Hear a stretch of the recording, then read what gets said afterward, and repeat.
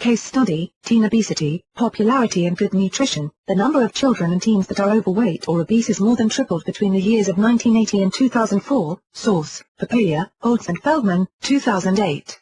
While obesity is not restricted by gender, ethnicity or socioeconomic status, there is a slightly increased risk for those who are of poorer families. Girls are more likely to be overweight than boys, and Hispanic and African American teens are slightly more likely to be obese than other races.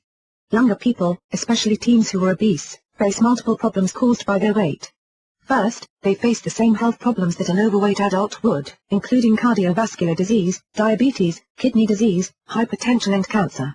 Second, they face developmental troubles because of their weight and their health, especially if they are unable to go to school on a regular basis. And finally, they also face social development problems as they struggle to develop their personality while facing peer pressures beyond what the average child is facing. Children and teens become obese for a variety of reasons. They tend to eat poorly balanced diets filled with fast food and very limited amounts of fruits and vegetables. One study showed that girls and boys ages 10 to 15 admitted that French fries were the only vegetable that they consumed on a regular basis. Another study showed that girls would eat other vegetables, but only if they were covered in a cheese sauce. In addition to poor food choices, they tend to be very sedentary, with many of them spending their time in front of a television or computer screen or texting and talking on their cell phones. Finally, the children in the study that were found to be the most overweight also had overweight parents, suggesting not only a genetic link to explain their weight but an atmospheric one as well. After all, children of smokers tend to be smokers themselves, so it would stand to reason that obese parents typically will produce obese children. The problem with weight and young teens, especially girls, is the fact that dieting and weight loss programs tend to backfire. In a 3-year study that monitored boys and girls ages 9 to 14, the dieters ultimately gained more weight than those who did not diet at all. Source, PediagroR, Olds and Feldman 2008. It is necessary to use a different approach when dealing with young children and teens who are overweight. First, the family must be in total agreement that there is a problem. Several school districts came under fire in recent years when they sent home letters regarding a child's weight and the health risks. The parents were either unaware that their child could develop such adult health problems as type 2 diabetes or heart disease, or they did not accept that the child was anything but stocky, or husky. Rather than face the legal ramifications, the school district stopped informing the parents, hoping that the child's doctor would take on the battle instead.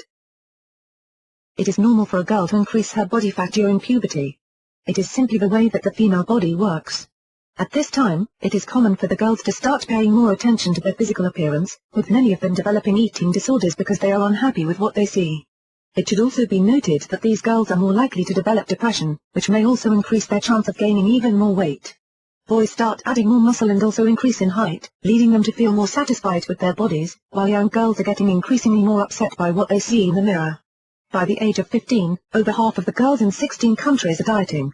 The United States is the country that is the most weight-obsessed girls, with 47% of girls aged 11 dieting and 62% of 15-year-olds doing so. Ethnicity plays a role in how the girls feel about their bodies, with African American girls feeling more body satisfaction than Caucasian girls of the same age group. Source, PediagroR, Olds and Feldman 2008. While most people assume that it is peer pressure that influences the body dissatisfaction of the teens, a study showed that it was not necessarily the case. In fact, peer pressure was shown to be third on the list of factors, behind media images and parental attitudes.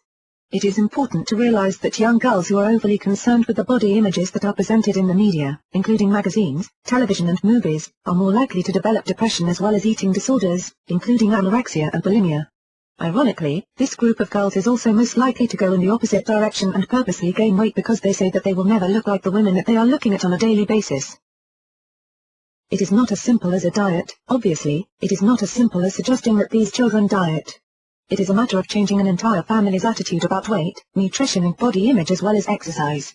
It is impossible to believe that a 15-year-old girl or boy would be satisfied with eating fresh fruits and vegetables while mom, dad and siblings are eating burgers and fries.